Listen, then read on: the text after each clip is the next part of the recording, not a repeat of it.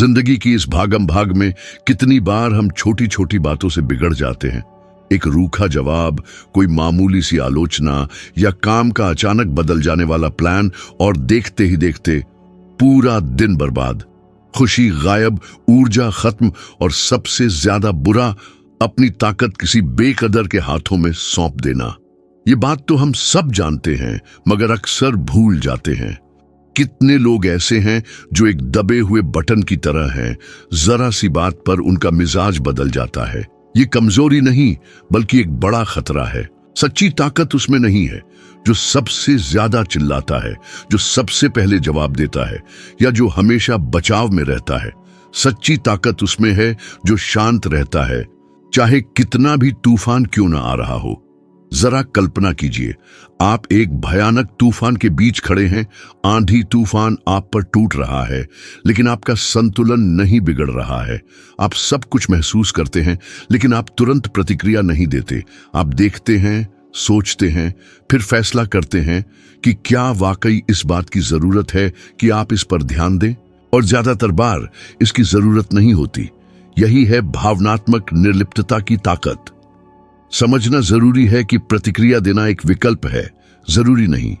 यह समझ ही सब कुछ बदल देती है। आप समझेंगे कि किसी की बात का तभी असर होता है जब आप उसे अपने ऊपर हावी होने देते हैं।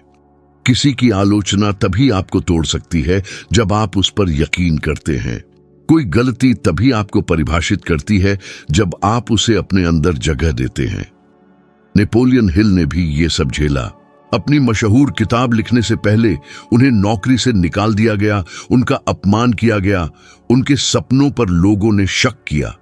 बिना पैसे, बिना सहारे, परिवार की जिम्मेदारी, वो गुस्से, निराशा या खुद पर तरस खाने में आसानी से डूब सकते थे। लेकिन उन्होंने एक अलग रास्ता चुना। उन्होंने फैसला किया कि कोई भी असफलता, कोई भी आलोचना, कोई भी नुकसान उन्हें नहीं तोड़ पाएगा। और तभी थिंक एंड ग्रो रिच की नींव पड़ी। करोड़ों लोगों की जिंदगी बदलने वाली किताब एक ऐसे अपमान से पैदा हुई जिसने उनकी भावनाओं को नियंत्रित करने से इनकार कर दिया। सोचिए, आपने कितनी बार किसी की बात के डर से काम करना छोड़ दिया, दूसरों की राय के डर से कितने मौके गंवा दिए। अगर आपने बस एक गहरी सांस ली होती और आगे बढ़ते रहते तो क्या होता? जो लोग हालातों के कब्जे में नहीं आते, उनमें एक शांत ताकत होती है, एक ऐसी ताकत जो अटूट विश्वास बनाती है, चाहे दुनिया कितनी भी नकारात्मक क्यों ना हो। इसका मतलब ये नहीं है कि आप बेरहम बन जाएं या अपनी भावनाओं को नजरअंदाज करें। इसका मतलब है कि आप सब कुछ महसूस करें, लेकिन सिर्फ उन्हीं बातों को जवाब दें जो जरूरी है। आप गुस्सा महसूस कर सकते हैं, लेकिन गुस्से में काम न करें। दुख महसूस कर सकते हैं, लेकिन उसमें डूबने न दें। डर महसूस कर सकते हैं, लेकिन आगे बढ़ते रहें। और जब आप ये करना शुरू करेंगे तो क्या होगा? आपके आसपास के लोग बदलेंगे, ऊर्जा बदलेगी, सम्मान बढ़ेगा, क्योंकि आप अप्रत्याशित, अनियंत्रित, एक आदरणीय शख्सियत बन जाएंगे जिसमें लोग दिलचस्पी लेंगे। अब एक चुनौती, आने वाले 3 दिनों में हर रोज ऐसी एक स्थिति चुनें जहां आप आमतौर पर भावुक हो जाते हैं। ट्रैफिक में कोई बात, काम पर कोई आलोचना या किसी करीबी की कोई बात। जब भी ऐसा हो, 5 सेकंड रुकें, सांस लें और खुद से पूछें, क्या ये बात 5 साल बाद मेरे जीवन में कुछ बदल पाएगी? अगर जवाब नहीं है तो अपनी ताकत किसी और के हाथ में न दें। देखें और आगे बढ़ते रहे। इन छोटे छोटे पलों में आप अपना दिमाग मजबूत बनाते हैं। दुनिया वैसे ही चलती रहेगी, लेकिन आप दुनिया को देखने का अपना नजरिया बदल देंगे। क्या आप भी रात में पुरानी बहसों को दोहराते हैं? सोचते हैं कि आपको क्या कहना चाहिए था, क्या नहीं करना चाहिए था, या ये अंदाजा लगाने की कोशिश करते हैं कि दूसरे आपके बारे में क्या सोचते हैं? ये बहुत आम बात है। अध्ययनों से पता चलता है कि 70% से ज्यादा लोग रोजाना ऐसे ही जिद्दी ख्यालों से जूझते हैं जिससे तनाव, चिंता और लाचारी बढ़ती है। समस्या ख्यालों में नहीं है, बल्कि उन पर काबू पाने में असमर्थता में है। वे बिना स्टीयरिंग वाले गाड़ी में सवार यात्री की तरह हर चीज पर प्रतिक्रिया देते हैं। आपका दिमाग आपका सबसे बड़ा साथी या सबसे बड़ा दुश्मन हो सकता है, ये आपके प्रशिक्षण पर निर्भर करता है। नेपोलियन हिल ने साफ साफ कहा था, आप जो सोचते हैं वही बन जाते हैं। अगर आपके विचार डर, अपराध बोध, गुस्से या असुरक्षा से भरे हैं तो यही आपकी हकीकत होगी। लेकिन अपने विचारों को देखना, उन पर सवाल उठाना और उन्हें बदलना सीखकर आप एक अलग जिंदगी बना सकते हैं, जहां आप नेतृत्व करते हैं, ले जाइए जाने की जगह। अपने मन को एक घर की तरह सोचिए। अगर आप दरवाजा खुला छोड़ देते हैं तो कोई भी अंदर आ सकता है। कोई भी विचार, बाहरी राय, दुनिया का कोई भी शोर अंदर आ सकता है। दरवाजे का पहरेदार बनकर आप चुनते हैं कि कौन अंदर आएगा, कितनी देर रुकेगा और क्या वो वहां रहने का हकदार है। इस स्तर की जागरूकता आपको मुक्त करती है।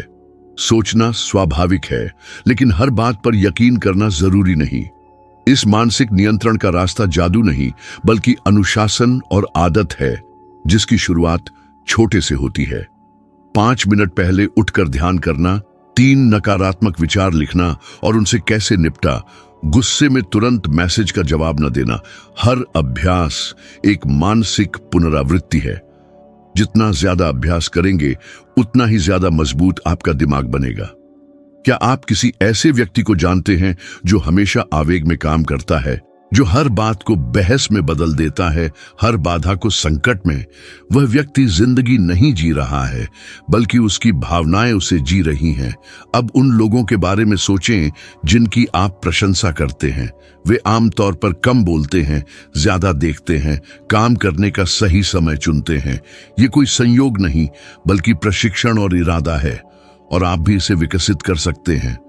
मिसाल के तौर पर स्टीव जॉब्स बेहद दबाव में भी अपना ध्यान बनाए रखते थे।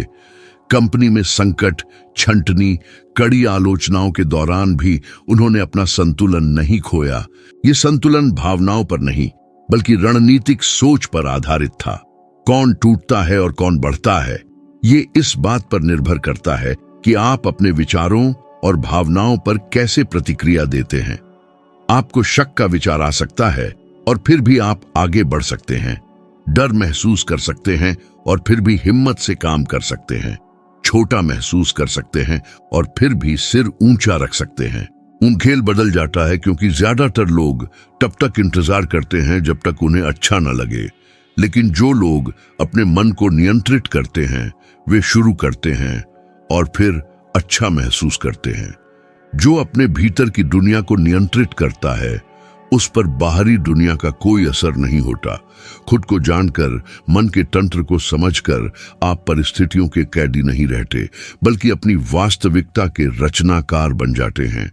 चाहे बाहर सब कुछ बिखर क्यों न जाए, भीतर आप अखंड रहते हैं।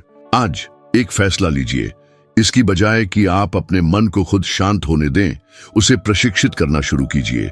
दिन में कुछ समय अपने विचारों को देखने के लिए निकालें, उनसे लड़ने के लिए नहीं, बल्कि समझने के लिए कि आप वो विचार नहीं हैं। आप तय करते हैं कि क्या रहेगा, क्या कर्म में बदलेगा। ये समझने पर कुछ भी आपको नियंत्रित नहीं कर पाएगा, क्योंकि जो मन को नियंत्रित करता है वह सब कुछ नियंत्रित करता है। क्या आपने कभी गौर किया है कि हम दूसरों को खुश करने में कितनी ऊर्जा बर्बाद करते हैं? स्वीकृति पाने की चाहत में, निराशा से बचने की कोशिश में, हमेशा सही, काफी और परिपूर्ण दिखने की कोशिश में। ये एक मंच पर खड़े होने और तालियों की उम्मीद करने जैसा है। समस्या यह है कि जब आप स्वीकृति की तलाश करते हैं तो आप अपनी आत्मसम्मान दूसरों के हाथों में दे देते हैं, जिनको अक्सर आपसे कोई मतलब नहीं होता। आपकी पहचान किसी को भी बेची जा सकती है जो आपके रास्ते से गुजरता है। आप झगड़ों से बचने के लिए मुस्कुराते हैं, जबकि आपका मन नहीं कहना चाहता है। डर के मारे अपने विचार छिपा लेते हैं, कहीं अलग न दिखें। धीरे धीरे आप भूल जाते हैं कि आप कौन हैं, आपकी इच्छाएं क्या हैं, आपकी सीमाएं क्या हैं, आपका सार क्या है। और विडंबना यह है कि जितना ज्यादा आप खुश करने की कोशिश करते हैं, उतना ही कम सम्मान पाते हैं, क्योंकि लोगों को पता चल जाता है जब कोई अपना पक्ष नहीं रखता, जब उसकी उपस्थिति स्वीकृति की चाहत से ढली होती है। नेपोलियन हिल ने साफ किया था कि सच्चा आत्मविश्वास अंदर से आता है, बाहरी तारीफ से नहीं। स्वीकृति की जरूरत एक सूक्ष्म भावनात्मक जेल है, लेकिन ये आपकी आजादी को छीन लेती है। इसकी जड़ें गहरी हैं। अस्वीकृति का डर, आलोचना का डर, अकेलेपन का डर। लेकिन डर के साथ जीने से कभी किसी को कुछ नहीं मिला, और दूसरों के लिए जीने से कभी आप खुद तक नहीं पहुंच पाएंगे। ईमानदारी से कहें, आपने कितनी बार झगड़ों से बचने के लिए अपनी राय बदली? कितनी बार किसी ने कहा कि यह अच्छा विचार नहीं है, इसलिए आपने अपने सपने छोड़ दिए? अनजान लोगों की उम्मीदों पर खरा उतरने के लिए कितनी बार अपनी सच्चाई को दबाया? स्वीकृति की तलाश में आप यह कहते हैं, भले ही आपको पता न हो कि आपको खुद पर भरोसा नहीं है, कि आपको खुद बनने के लिए दूसरों की अनुमति की जरूरत है। कोई आपको यह अनुमति नहीं देगा। लोग उसका सम्मान करते हैं जो खुद का सम्मान करता है, और उन पर विश्वास करते हैं जिन्होंने खुद को चुना है। ये यात्रा आपकी है। आपके भविष्य के लक्ष्य को केवल वर्तमान देखने वालों के सामने समझाने की जरूरत नहीं है। आपका मूल्य दूसरों द्वारा नहीं, बल्कि आप खुद द्वारा निर्धारित होता है। मजबूत लोग यह साबित करने की कोशिश नहीं करते कि वे मजबूत हैं, वे बस मजबूत होते हैं। उन्हें हर माहौल में खुद को ढालने की जरूरत नहीं होती, वे खुद माहौल होते हैं। वे अपने सिद्धांतों पर अटल रहते हैं, भले ही उनका विरोध किया जाए। अपने फैसलों में सुसंगत रहते हैं, भले ही उन्हें समझा ना जाए। सच्चे रहते हैं, भले ही इससे उन लोगों को असहजता हो जो नकाब पहनने की आदत में हैं। स्वीकृति की तलाश करना छोड़कर आप आजाद हो जाते हैं। डर पर नहीं, बल्कि उद्देश्य पर आधारित फैसले लेते हैं। मनाने की जरूरत से नहीं, बल्कि दृढ़ता से बोलते हैं। बिना दर्शकों के आत्मविश्वास से चलते हैं। इसका मतलब घमंड या दूसरों को नजरअंदाज करना नहीं है, बल्कि यह है कि आपकी मान्यता किसी और पर निर्भर नहीं है।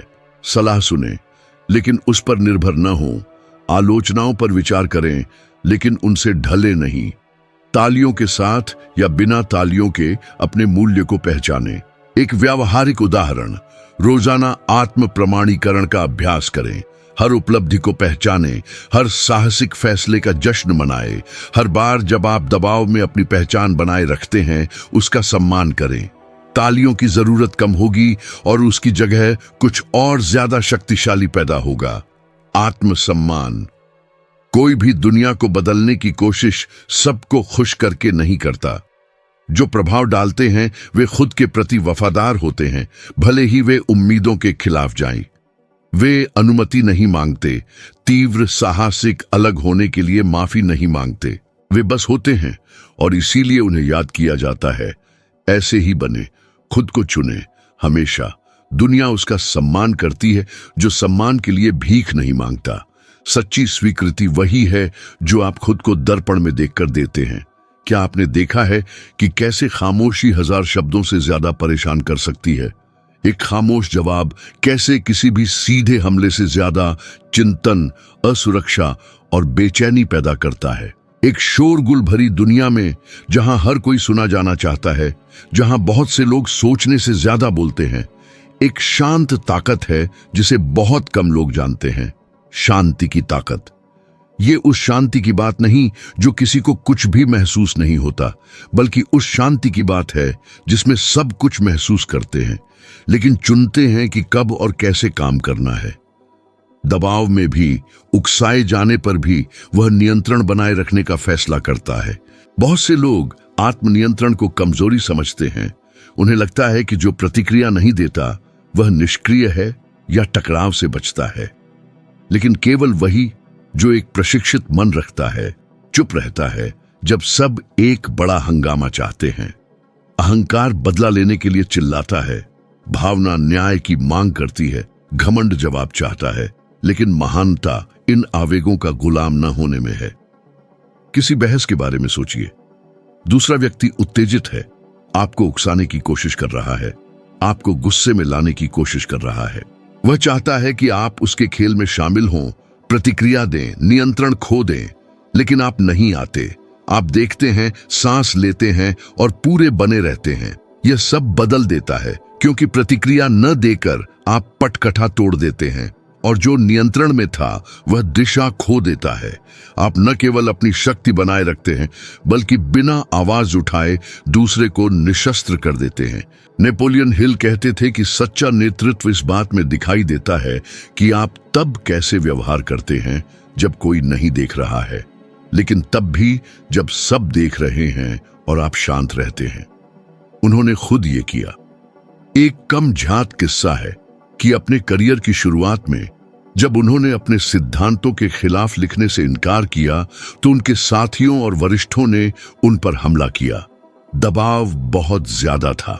वह जवाब दे सकते थे, विवाद पैदा कर सकते थे, लेकिन उन्होंने चुपचाप निकलना पसंद किया, अपनी ऊर्जा बचा ली और इस ताकत का इस्तेमाल अपनी विरासत बनाने के लिए किया। उनका जवाब शब्दों में नहीं बल्कि परिणामों में आया, जिसका कोई विरोध नहीं कर सकता। शांत रहना इतना मुश्किल क्यों है? हमें तुरंत जवाब देने, कुछ साबित करने, सब कुछ सही ठहराने की जरूरत क्यों महसूस होती है? क्योंकि हमें इसी तरह से कंडीशन किया गया है। छोटे से ही हमने सीखा है कि आखिरी बोलने वाला जीतता है। जो चुप रहता है वह सहमति देता है, जो अपना बचाव नहीं करता वह कमजोर है। लेकिन यह सब भ्रम है। सच्चा नियंत्रण समझने की जरूरत में नहीं है, बल्कि हर समय खुद को समझाने की जरूरत नहीं होने की शांति में है। जो खुद को जानता है वह उन लोगों को समझाने की कोशिश में थकता नहीं है जो समझने को तैयार नहीं है। न्यूरोसाइंस में शोध से पता चलता है कि तनाव की स्थिति में प्रतिक्रिया देने से पहले 3 सेकंड रुकने से मस्तिष्क के अलग अलग हिस्से सक्रिय होते हैं, जो तार्किक निर्णय लेने से जुड़े होते हैं। 3 सेकंड पूरी तरह से आपकी जिंदगी को देखने के तरीके को बदल देते हैं। ये प्रशिक्षण, पुनरावृत्ति, चेतना है। अगली बार जब आपको दबाव महसूस हो, कोई आपको उकसाए या जिंदगी मुश्किल हो जाए, कुछ न कहें, सांस लें, देखें। फैसला करने से पहले स्थिति क्या दिखाना चाहती है। खामोशी अनुपस्थिति नहीं बल्कि उच्च स्तर की उपस्थिति है। ये एक मौन घोषणा है कि आप परिस्थितियों के कब्जे में आने से इनकार करते हैं। जो बाहर से इसे देखता है वह महसूस करता है। लोग आपको अलग तरह से देखते हैं और सम्मान करते हैं क्योंकि उन्हें पता चलता है कि आप अराजकता से नहीं चलते। आपके अंदर एक दृढ़ता है जिसे चिल्लाने की जरूरत नहीं है। समय के साथ आप समझेंगे कि बहुत सी स्थितियां जो पहले आपको परेशान करती थीं, आज आपको परेशान नहीं करती हैं। आपका दिमाग कहीं और है, आप विकसित हुए हैं। खामोशी न केवल एक विकल्प बन जाती है बल्कि एक जीवन शैली बन जाती है, एक अदृश्य कोड जो प्रतिक्रिया देने वालों को नेतृत्व करने वालों से अलग करता है। आपको अब आवाज नहीं उठानी पड़ेगी क्योंकि आपकी शांति सब कुछ कह देती है।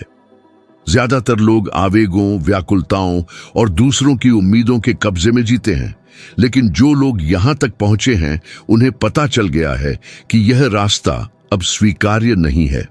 आप खाली मनोरंजन की तलाश नहीं करते बल्कि वास्तविक परिवर्तन की तलाश करते हैं। हर शब्द उकसाने, हिलाने, वहां पर साफ करने के लिए सोचा गया था जहां भ्रम था।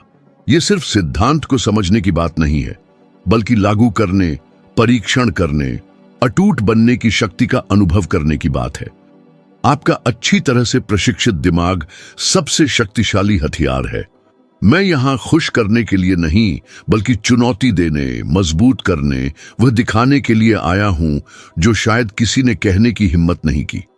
परिणाम चाहिए, नियंत्रण संभालें। माफी मांगने की जगह नहीं है, सिर्फ विकास के लिए जगह है। अगर इस सामग्री ने आपसे बात की है तो इसका मतलब है कि यह इसके लिए बनाया गया था। खेल शुरू हो गया है और मैं अगले वीडियो में आपका इंतजार कर रहा हूं। चलिए साथ चलते रहें, हर बार एक कदम, ध्यान, स्पष्टता और उद्देश्य के साथ। परिवर्तन अपरिहार्य है।